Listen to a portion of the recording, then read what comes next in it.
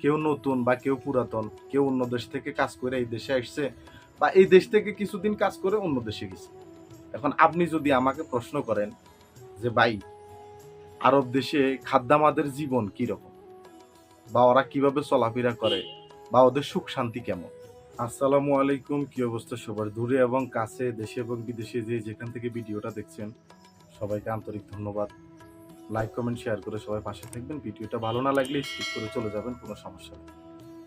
আজকে একটা বিষয় নিয়ে কথা বলবো। বিষয়টা হচ্ছে, আমরা বাঙালি পুরুষ প্রবাসীদের পাশাপাশি কিছু মহিলা প্রবাসী আছে যাদেরকে আরবি ভাষায় খাদ্দামা বলা হয়, বাংলা ভাষায় গৃহ পরিচালিকা, কাজের লোক, কিংবা অন্যান্য অনেক আঞ্চলিক ভাষা থাকে, এক একজন এক এক কথা বলে। এই দেশে খাদ্দামা বলা হয়।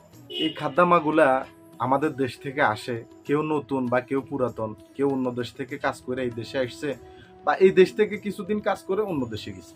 আপনি যদি আমাকে জিজ্ঞেস করেন ভাই, খাদ্দামা, গৃহ পরিচালিকা কিংবা কাজের লোক এদের জীবন কেমন, আরব দেশে এরা কিভাবে জীবন কাটায়, আমি এক কথা বলবো যে এরা খুব কষ্টে দিন কাটায়।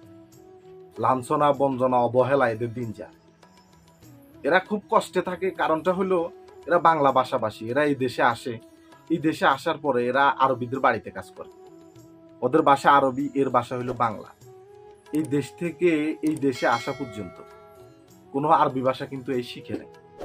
না শিখে আইসা এখন ইশারাতে কথা বলতে হয়। ওর যে একটা মোবাইল আছে, ওই যে এমবি ঢুকাইবো বা একটা কার্ড ঢুকাইবো, এটাও ওই সৌদিদেরকে ভালোভাবে বলতে পারে না বা আরবিক লোকদের ঠিক মতো বুঝাইতে পারে না।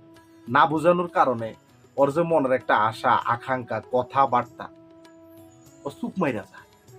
ওই তো কথাই বলতে পারে না, ওই জীবন কাটাইবো কিভাবে। তখন সৌদিরা বা আরবিক লোক যারা আছে তারা কি করে, ওরা ইশারাতে বুঝায়, এইটা আনো, ওইটা আনো, সেইটা আনো, এইটা করো, সেটা করো। ওইভাবেই করে। অনেক সময় মনে করেন যে যখন সবাই তো আর মন মানসিকতা এক না, অনেক সময় যখন ভাষা জানে না, কথা বলতে পারে না, ওরা অনেক ধরনের কথা বলে, ওরা চিল্লাচিল্লি করে।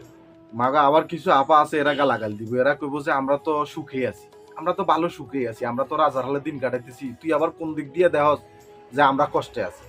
আপা আপনারা কষ্টে নেই, কিন্তু আপনাদের ভিতরে অনেকগুলা লোক এখানে আছে, তারা কষ্টে আছে, তাদের কথা বলতেছি বোন, গালাগাল দিয়েন না।